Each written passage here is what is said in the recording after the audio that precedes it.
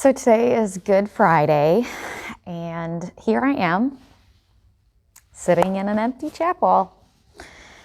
And with all that's been going on here these past weeks and all the bad news that we've been having, and with knowing that we can't get together for Easter, we can't get together as a church, we can't even get together with family, I think that this year is kind of hard.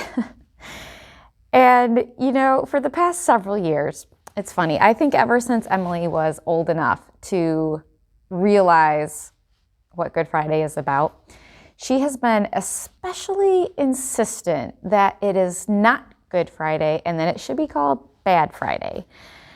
And it doesn't matter what theological arguments I give her for why it's called Good Friday.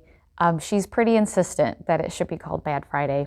And I've never agreed with her, but this year I feel a little bit like, man, this is just not going to be as good as a normal Good Friday. But this year, interestingly, I've been given the space to really reflect on what Good Friday and Easter really are all about. Without all the Easter egg hunts, without all the core preparations, without all the Little League games and musical rehearsals, I have had to face the question of what is Easter weekend really all about. Now, I know in my head that Easter weekend is not about any of those things. I have always known that, and I would have always affirmed that. But yet I've always done them. So this year, without having those things, having them all stripped away from us forcefully, I am realizing and just very aware of how much I want something deeper, something more real, something even more important than all those things to come out of this Easter weekend. So I think that Good Friday really reveals contrasting opposites at the same time. In the story of Good Friday, of Jesus dying on the cross, we see both evil and love. Now, we've all seen the images of Jesus' broken, bloody body hanging on the cross. And we see the crown of thorns digging into his scalp. And we see his feet with a spike through the middle of them. And for some of us, if you're a little like me and you don't handle blood very well, imagining this kind of physical pain almost takes us to where we'll pass out just if we focus on it too much. We can't comprehend it. We don't want to comprehend it. It's too painful to imagine. I don't know anybody who can sit through The Passion of the Christ, the movie, without wincing. It's impossible because that kind of pain and suffering just reveals the depth of evil that people can carry, can bring on one another. These images, they show us the depravity of humanity, really even of ourselves. And it's also a visual representation of the true cost of sin. I know that we never like to admit it. We like to think that sin's just not a big deal and we'll just ask for forgiveness later, or, God doesn't worry about that thing anymore.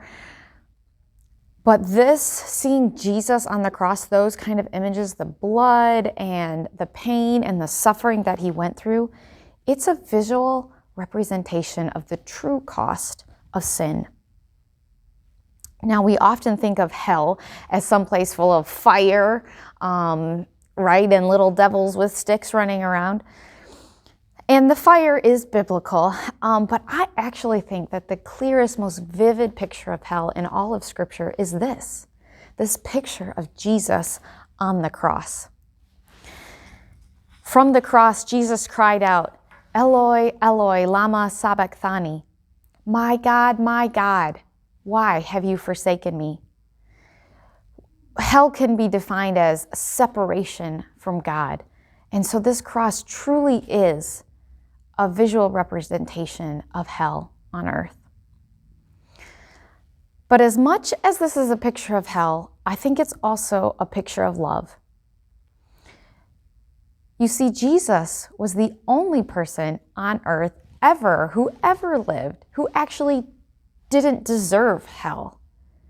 And yet he went there for us. He never sinned.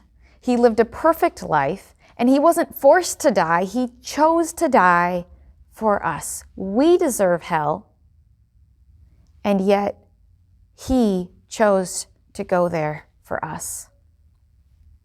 Whether it's sexual immorality, addictions, hating people, self-centeredness, we know we are all guilty.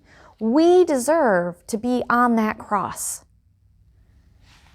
And yet, out of love, Jesus went there for us. He willingly died, knowing that his death would bring the resurrection and offer us salvation. The sin that we experience is deeper than just the bad things that we do. We all can see that our world is fundamentally broken. And the biblical answer is it's because of sin. Whether it's a pandemic or a car accident or a spouse leaving you, anytime bad things happen, especially to good people, we're reminded that our world is broken. But in that brokenness is a picture of love. In that brokenness is a picture of God and his Son, Jesus Christ, on that cross, hanging there for you. Hanging there so that you can experience salvation. Hanging there so you don't have to. In the brokenness, we see God's desire to make things right. He starts by offering salvation to each one of us. The world will still be broken, but we don't have to be. We can be made whole. We can experience his love working in us and around us despite our messed up circumstances, despite the broken world that we live in.